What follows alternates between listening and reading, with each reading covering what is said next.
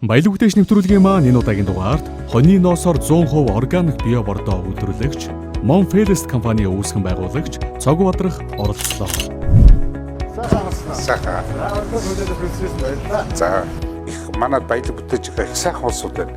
Үнэхээр тэр хийж байгаа юмдаа л итгэх хэрэгтэй.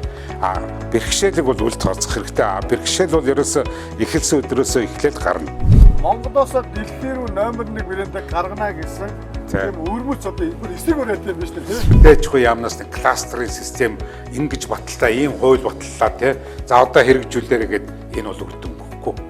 Ажилчдын байр байх ёстой, тогтоо тухтай байх ёстой. Гэхдээ байгаа юм шиг тий. Зүгээр л одоо ингээл нэг өрөө байранд амьдарч байгаа юм шиг л ингээл шүршүүртээ ороод тий. Ямар ч байгууллагатай бид нар хамтарч ажиллахад бэлэн байна. Ноосыг аваад оронд нь бордоо өгнө. Зөвөр эко бүтээгдэхүүн хийж байгаа болохоор аюулгүй тийм сэтгэлд юм хайпл байдаг да энэ. Хамгийн гол нь баялаг бүтээгчийн цаана бол ердөө эх оронч үзүүлэгдгийг би хэлнэ. Үзэгч та бүхэн Mass телевизээр даваа гарагт 20 цаг 30 минутаас хүлээн авч үзээрэй.